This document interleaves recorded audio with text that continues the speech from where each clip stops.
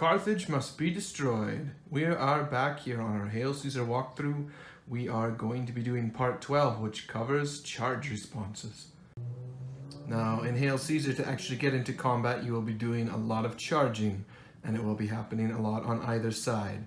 Sometimes a unit is able to make a response to a charge, and depending on how the unit is formed, or what type of unit it is rather, we can have a potential charge response. So that's what we're going to go through today. We're just going to find out what units can and cannot do in Hail Caesar.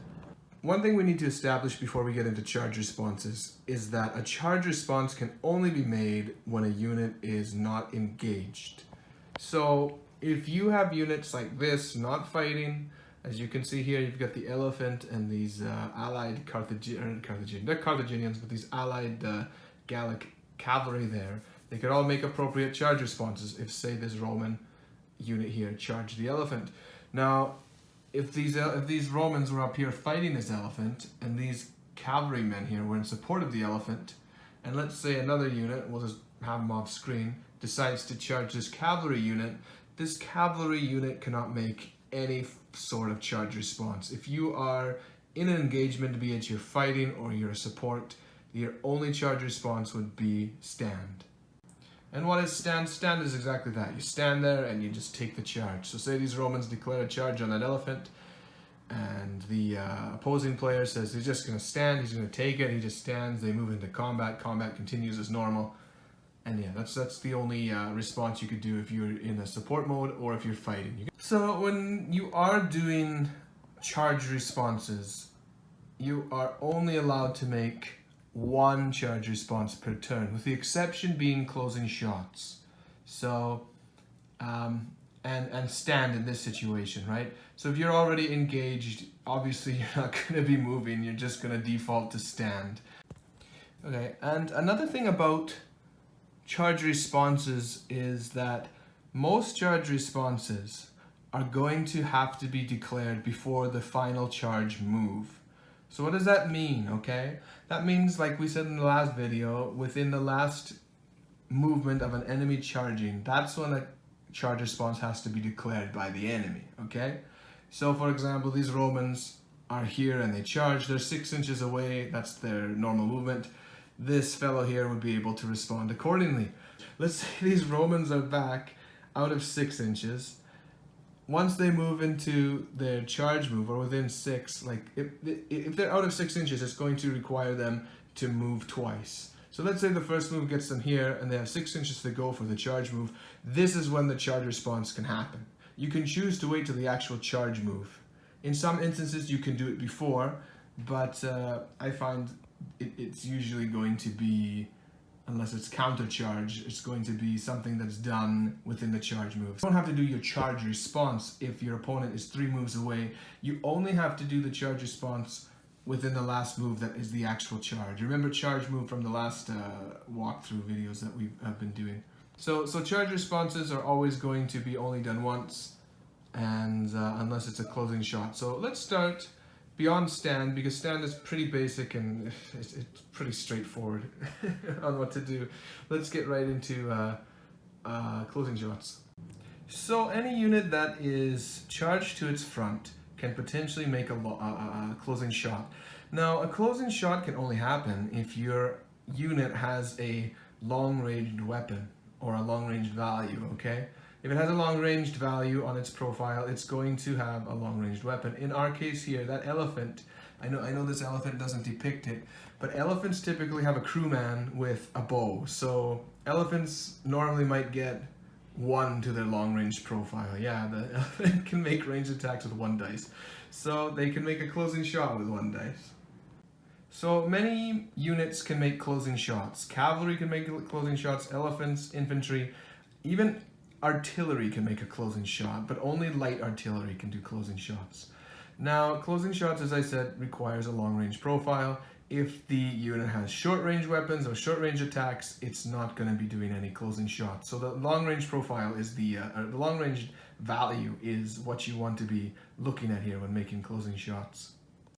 So if your unit is armed with a long range, anything charging at its front can be shot at. If your unit is open order and has a long range value, there's no front. So at any side flank, whatever, as you know, open order units don't have a flank or anything. They can do a closing shot all the way around. So from any direction an open order unit is charged, they can do a closing shot. So here's how the closing shot works. Basically, a unit would declare to charge. Let's say these Romans have declared to charge this elephant. It doesn't matter how far away this infantry unit charging is. Like if it doesn't make the charge, the closing shots aren't going to happen, okay? Closing shots have to happen when the unit touches this. Okay, so these guys have declared to charge. It doesn't matter how far away they are. The point is the elephant says he's going to do closing shots. Okay, the elephant player says that. These guys move up. This is when the closing shots occur. Now, closing shots occur immediately. And as soon as this unit has touched this base here, before you do any other movement or contact, do closing shots. So in this case, the elephant here has elected to do a closing shot. Elephants have 1 for long range value. I got 1 dice here. He rolls a 1, which is going to be a complete failure. But what happens when you do a closed shot with a response is your long range value is -1 to hit. So this is technically 0 because when you're doing a closing shot, you subtract 1 from the hit value of the archers. Secondly, too, these Romans have heavy shields to their front, which would be a further -1 to hit. So the elephant's basically not going to hit at all. So heavy infantry charging units that do a closing shot have a really good chance of not getting hurt at all. Just keep that in mind when you're doing shooting. It's probably better to do closing shots on medium or lighter infantry. Now let's say that this elephant here rolled a 6. Now a 6 is always going to be a pass in Hail Caesar, no matter what the results are. But for the sake of doing that calculation here, you would subtract, it would technically be a 4, because it would be -1 for the closing shot and then the heavy shields on the Romans. But a 6 is a pass regardless. The Romans would then just see if they fail or not and take a wound. Now, if this unit here had more archers or more long-range weapon users, then they might take more shots at this unit. In that case, what happens is when the Romans connect here and the closing shots are going on, you might potentially cause a break test to this unit, okay? If you roll a 6 or a double 6, we've gone through this before in videos long ago. If you roll a 6 or a double 6, you might need a double 6 if you required 6. In this case, the elephant does, so there's no way a break test is happening here. They might take a break test and potentially retreat, okay? If they take a break test, they could fall back or become disordered, okay? Now, obviously, because these guys have made it to home here, if they have a break test result where they're holding their ground, they're still going to be doing combat results, okay? So the best thing you can hope for from closing shots as the fellows doing the closing shot is that the enemy charging you is either going to retreat or come in disordered. If they come in disordered, it'll negate their charge bonus, which could potentially tip the battle or the following battle in your case. Any casualties caused to this unit is not going to affect the following round of combat. So closing shots are basically going to determine if you've injured them a bit, caused them to retreat, or maybe even break. Then all that's going to happen is that you continue the game, and in a hand-to-hand combat, both units would be fighting as normal. There's no penalty to this unit, and there's no penalty to this unit, unless of course they've become disordered from the break tests or shaken from losing too many casualties. Another thing too that the rulebook states is that you can do multiple closing shots. So let's say this Roman unit here was here, they charge, and this elephant unit, it wouldn't be possible, well, unless they rolled a 6. Let's say this elephant unit breaks this unit or destroys it when it's charging, and then let's say there's another Roman unit here that charges home there. The elephant can do another closing shot. So closing shot is the charge response that you're able to do multiple times. It's the only one, I believe. If I'm wrong, I'll correct myself. But you can do multiple closing shots if you successfully drive off a foe that initially charged. So just, remember that with long-range weapons, that they can potentially shoot at more than one target if they're able to prevent one of the units from charging, and then another unit charges their front. So let's talk about evade. Evade is a very useful charge response for open order infantry and open order cavalry and horse archers. Evade is exactly as it sounds. You're evading enemies from coming in and getting you. That means only open order units that's going to be light infantry, skirmishers, light cavalry, and horse archers. If the unit here is disordered, okay, this is the unit that would be the evade here, the light cavalry Celtic warriors here, they would do an evade, but if they were disordered, they'd not be allowed to evade. So a disordered unit cannot evade at all. The evade here, unlike closing shot, happens before this unit contacts this unit.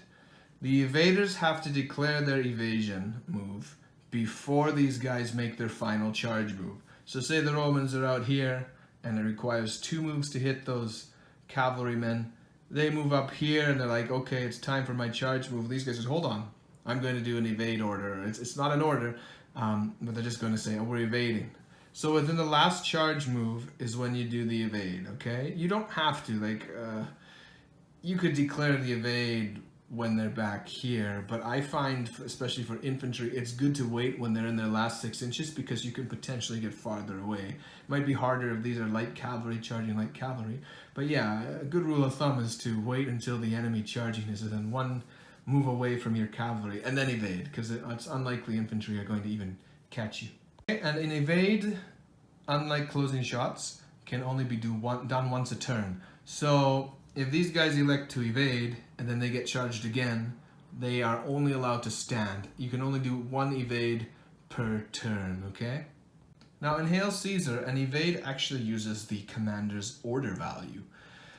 And it is an order that happens out of your own normal order phase or your command phase. So what would happen here is, say that these guys are charging here, they're going to charge, and these guys are going to say evade, they're going to evade. What you would have to do is you'd have to give them an order to evade. And this one, you can just say evade. You don't actually have to give out the order, I think, as long as you tell the opponent they're evading.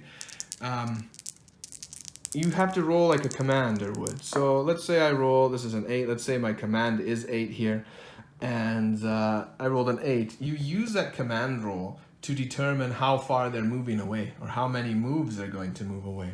In this case, the commander has a leadership of 8, and 8 means they're moving once, okay? If they move once, for the cavalry here, they move 12 inches away. The evade happens in the quarter away from the unit charging you. So these guys would evade 12 inches back. They'd be gone, and these guys would probably be high and dry, left out to lunch.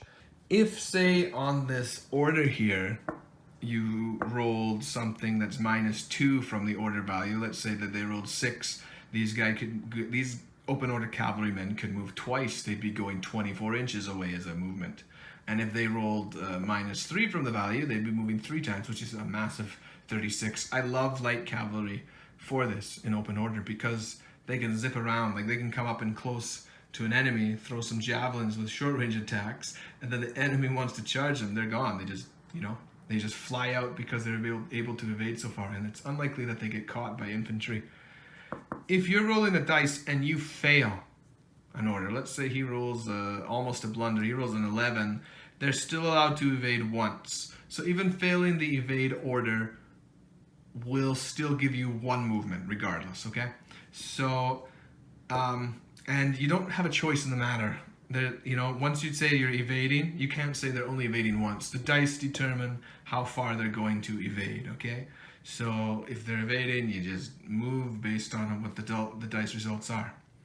If you roll double 6, a blunder during this evade, you can potentially not evade properly. A blunder will tell you, just like an order, which direction to go. These guys could potentially have heard the order wrong and actually charge these guys. Well, they wouldn't be counting as a charge. They'd be moving towards the enemy, and in this case, they'd be caught and destroyed automatically, okay? And yeah, that's a thing to count too. If the chargers catch the evaders are automatically destroyed, and the chargers here act as if they've won combat. They get a victorious move. They can do a number of things for winning a combat. So don't let your evaders get caught. It means bad things for you and good things for the enemy if they catch you. Most likely though, unless they're infantry, they're probably not going to be caught by anything. And something I always forget in my games is that if this unit is under your general's command, and not just any commander, but your general, you can re-roll the evade order. So if you rolled a double 6 on your evade, and you're like, damn, I don't want that, roll again. A 6 is a much better, a total of 6 is much better than 12, than a blunder. So yeah, the general can re-roll the evade order. And just to give you a visual demonstration, let's say that these guys have evaded away however far. Let's say they're off the screen here just for that. The Romans here that are charging, they would still have to fulfill their movement as far as they could go. They have to fulfill their order. So let's say they still have 6 inches to move. They'd move as far as they can because their order was to charge the skirmishers, but unless they do not meet the skirmishers, they just keep moving until their movement is done, until their charge move either hits or misses. In this case, it would be a miss. So yeah, you gotta, of course, complete the charger's full movement even if they don't catch the evaders. So here we've got another example of how an evade might potentially cause some confusion or disaster, depending if you're the charger here. Here we have a unit that is in the proximity of these skirmishers here. Now, you can ignore skirmishers for proximity, but you can't ignore any units that are kind of being screened. So, you know, you still have a proximity thing going on here. However, it should be noted though that since these skirmishers here are in the way of the Romans here are not going to be charging these guys. Instead, what most likely will happen is that you want to drive these skirmishers off. Now, these skirmishers are an open order, so they can evade. They can respond to these guys if they charge. It's really important in this kind of situation when you've got skirmishers in front of a formed infantry unit to phrase your order in a way that will allow you to deal with this unit behind here, okay? And what do I mean by that? Now, these skirmishers are in the way, you gotta deal with them first, or they're just gonna keep shooting at you. So if you say something like, charge the skirmishers, and before you make your move here, you're within a charge move, the skirmishers say, okay, we're evading. The skirmishers roll the dice, okay, that's a lot for skirmishers, they move back. They're able to move through their own infantry, because they're open order. They pop out wherever as far as they go behind the unit, won't measure it exact. And this poor Roman unit that said charge the skirmishers can't charge the linemen, these infantrymen here. Why? The infantry are not skirmishers. So what happens is that these Romans will come up here and they stop short of charging. Why? Because the order was not charge those skirmishers. The order was, or rather the order was charge the skirmishers. It wasn't charge the medium infantry or the formed infantry behind them. So it's really important how you phrase your order, because if you don't phrase it right, your opponent could just say, well, you're not charging the skirmishers here. Or rather, you are charging. Sorry, I keep confusing it. It's like I talk faster than I think. Let me rephrase. So yeah, you have to order it correctly. If you just said charge the skirmishers, these skirmishers are behind these formed infantry. Now, these are not skirmishers, so you're not going to fulfill your order. They'll go as far as they can without charging this unit because they're not unable to fulfill that order due to proximity and this unit being in the way. So better order, let's move these guys back, and let's say these skirmishers are here. Your better order would be, all right, charge whatever enemy is in my front. Okay, yeah, that would make sense, because even if the skirmishers aren't there, surprise, these guys still are, and they're your enemy. They would be able to connect and fight. So, or even drive off, even an order be like, drive off the skirmishers and charge what's behind the skirmishers, and then in that case, you'd be able to charge. So remember, phrasing orders is important in Hail Caesar, especially when you're dealing with evasion and screening units like those light charge there. Okay, we put some distance between our units here because we're going to talk about countercharge. Countercharge is a very useful charge response, and it is only available to chariots and cavalry. Now, I've heard some people say elephants can do it. I don't agree, because elephants only have a movement profile of 6. I just think they're big lumbering beasts that wouldn't be able to countercharge. So for me, I don't count elephants as a countercharge unit. or rather a unit that can countercharge. Some people might argue that cavalry, since the elephant is a cavalry, for break testing able to.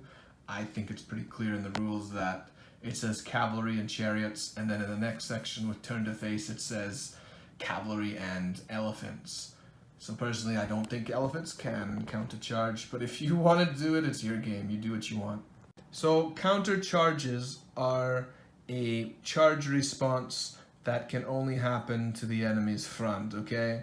So if a unit is charged to the flank or the rear, then it can't do a counter charge. It must be a charge directly to its front quarter.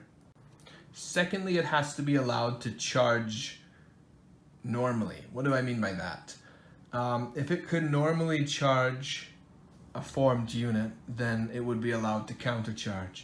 If this cavalry unit, this light cavalry, this small light cavalry unit here, was an open order and these Romans charged, the open order cavalry here could not do a countercharge because open order units cannot charge formed units, okay? So countercharge is only going to be available to units that are allowed to charge that unit. So if these are formed cavalry, they would be able to charge a formed infantry or a formed cavalry, or even anything that charges them. If they were open order, they'd only be allowed to countercharge other open order units because open order can't charge formed units. Okay, and just like charging, you cannot charge if you're shaken. So shaken units can't do a countercharge, and units that are disordered cannot do a countercharge. And unlike an evade or closing shots, the difference here is that a countercharge is happening simultaneously to the charges moving, okay? So when you're moving countercharges, it's assumed that the charges, they're both charging basically. They're both charging at the same time. So both moves are happening simultaneously once a countercharge is declared. And we saw how in an evade you required a roll with some leadership in the command, or rather we required a dice roll for an order. A countercharge doesn't need an order, you just do it, okay? So there's no order required to roll for a countercharge. I think the mechanic for the evade is just to see how far that unit moves. It gives it kind of a chance value to see if this unit catches or not. But a countercharge is more going to be a sure thing.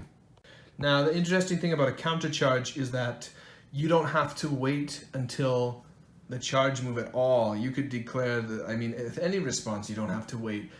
But like the evade, as you saw, it might be ideal to wait until the final charge move.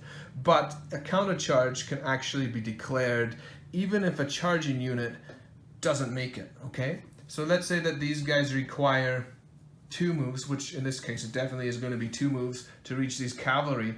They do an order and they only allowed to have 1 move. They're only allowed 1 move, even though they don't make it, as long as they do a charge order and they're within 1 move of the enemy, this unit can still countercharge, okay? So even if these units aren't going to make their charge, the cavalry kind of have an advantage to still charge in even if they don't make it.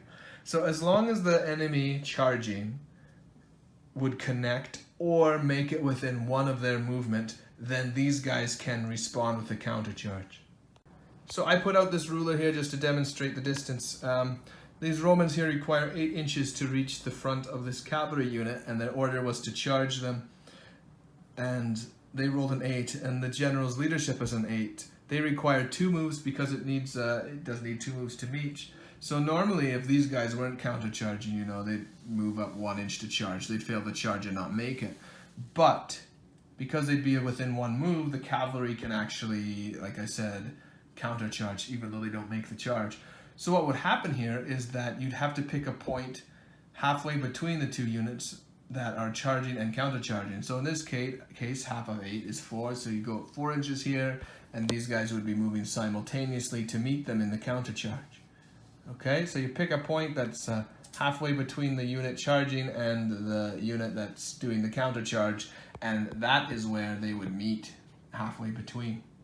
Now, in this case, both units would have counted as charging. Both units would get their bonuses for charging, their to-hit bonus, and both units, if their weapons allow it, would also have bonuses from the weapons. Some units have a bonus when you charge, I do believe, but we'll get into that later.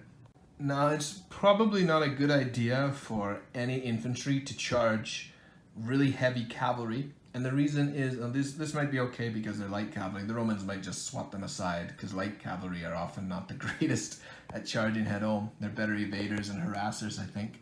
But in this case here, because they're infantry, if a cavalry countercharge a formed infantry unit, this unit is automatically disordered, okay? So cavalry can eventually really mess up, or cavalry can really effectively mess up formed infantry units.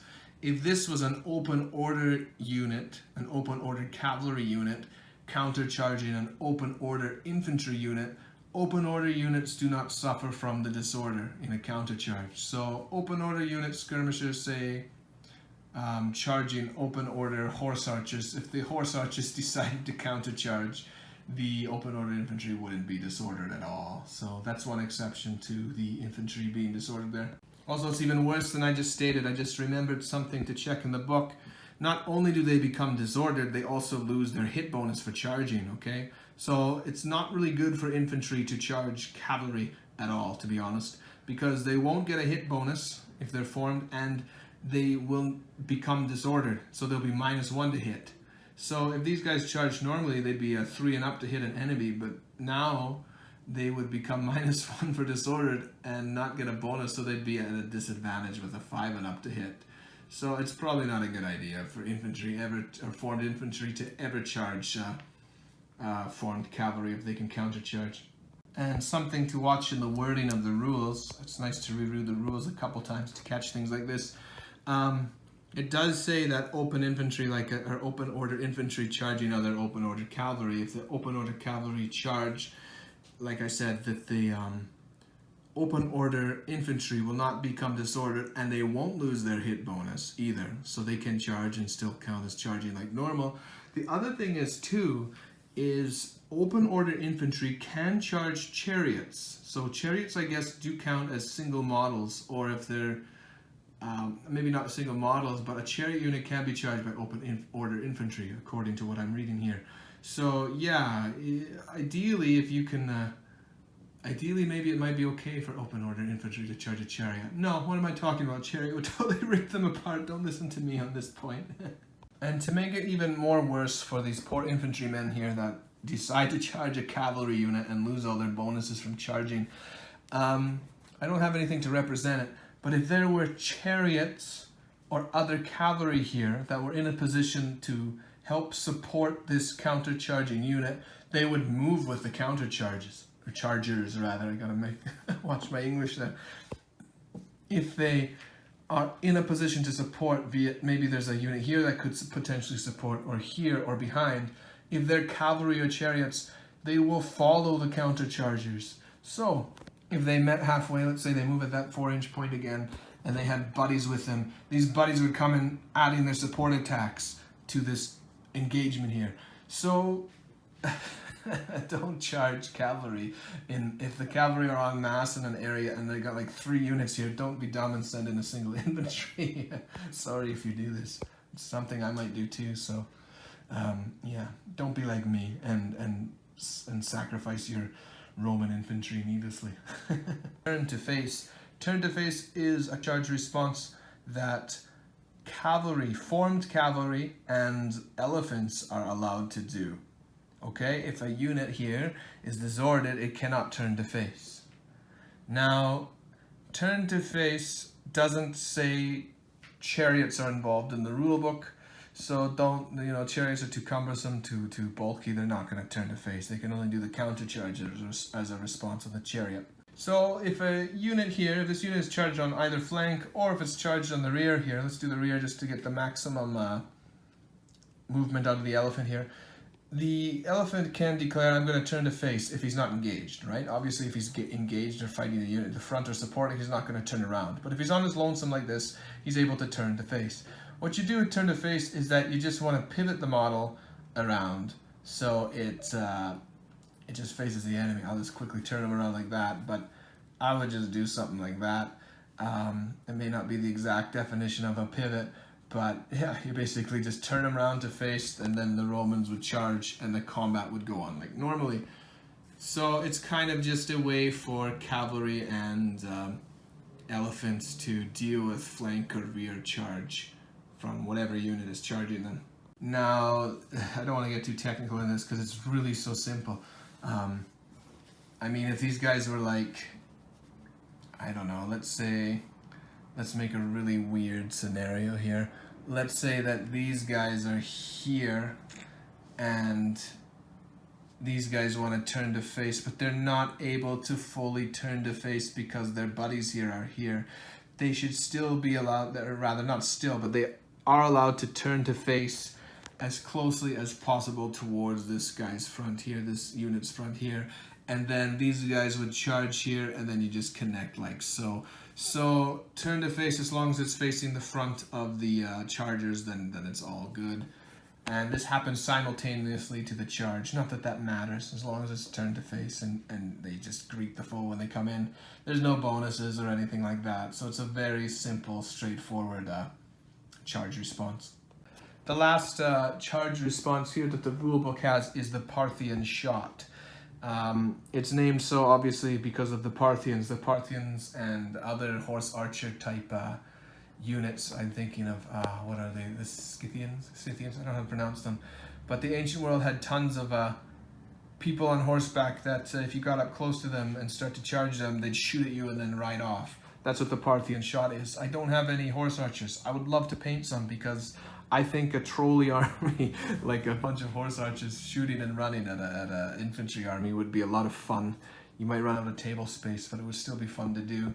Anyway, the Parthian shot here combines both the evade and closing shot into the charge response.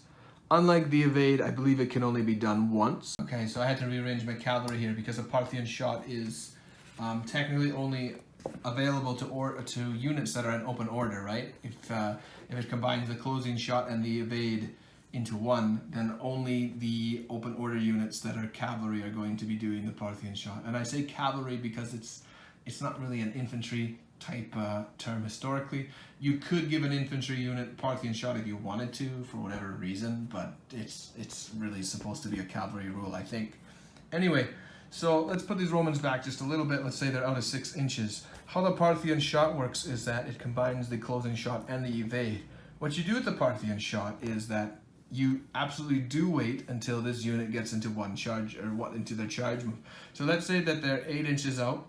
They have to move once of 2 inches to get into that charge range. Then they're able to complete their charge move, okay? The charge move is when, the last charge move I should say, is when the closing shots here start. It's not like the, it's unlike the closing shots, where in closing shots, like we said, they'd have to engage the enemy. They'd be touching the enemy here first before the closing shot rolls are done. In Parthian shot, you start in the last move, the charge move, okay? So you basically shoot at them. You have to have long-range weapons again to do a Parthian shot. They would shoot at them with a -1 penalty, and then they'd evade away like a normal evade. Okay, so let's just do this out. I've never actually done horse archers, so I wanna let's pretend these are horse archers. So these guys are over here. They got an order to move. They move within their charge move. That's one move. They needed 2 moves to make it to charge. Now they're within their charge move here. These guys are saying, well, I'm doing the Parthian shot. These guys will shoot at them, and it would be -1 and -1 again for the heavy shields on heavy infantry. But say they roll, and they roll the 4. Those two are not going to hit home at all, okay? Now, after they take their shots like that, then they do a normal evade. So they've shot, and then they take an evade order, in this case 5. If it's let's just say the command leadership is 8, they get a massive 36 inches to run away on horse archers. So that kind of gives you an example of how they could potentially damage a unit, especially an infantry unit, and then just fly off and never be seen again. Well, or maybe they'll die in the battle, I don't know. But yeah, so after that happens, these guys, let's just push these guys back gently, would evade away. And then these guys would move their 6 inches to try and complete their charge move, just like an evade, except you've added shooting in there. I'm going to say that unlike closing shots, the Parthian shot can probably only be done once a turn. It doesn't say specifically in the rule book, but I would say because evades can only be done once. and the Parthian shot is a closing shot evade combination, I'd say they'd only be allowed to do the Parthian shot once as a charge response. If they are charged again, I think they'd only be allowed to stand. Okay. Another thing I will quickly do, and just to end this video for today, is that if these fellows here, let's put these guys back, say these guys charge up and they're within one charge move, these guys do their Parthian shot, and let's say that they roll 2 6s. 2 6s would be total hits in Hail Caesar, and it would cause a break test regardless of these guys being injured or not. Then let's say these guys take the break test and they roll something that causes them to retreat. They would retreat from the spot of the 6 inches, so maybe they'd have to retreat once and go back 6. This infantry unit, or this Parthian shot using unit here, even though it was successful at causing this unit to retreat, is still going to fulfill its full evade unit. So you can potentially halt a unit or drive them off with the shooting in a Parthian shot. Even if you do or even if you don't, these guys still must evade, because the idea is of the Parthian shot, they're shooting as they're riding off. So it doesn't matter what happens to this unit, if they're destroyed, if they're retreating, or if they're continuing the charge or holding, these guys still have to do their full evade. And just like an evade, if they're caught, they're outright destroyed. So that is it for today's video. Went a little longer than I thought because I think charge responses are important, and I hope I explained everything clearly. What we're going to do next time, and I think it's fighting next time. Yeah, we're going to get into actual fighting, the part that everyone likes, I personally think. So that's what we'll start doing in part 13. We're going to talk about fighting and the attacks and all that stuff. Things people love about these games. So technical stuff and all this charge stuff done. In the next video, we'll get into fighting and rolling more dice. All right. So that is it for today, and thank you guys for watching. If there's anything unclear or if you have any questions, please feel free to ask them in the comment section below. If you like this video, please like and subscribe to the channel, and we will see you guys on the next video. Have a good one.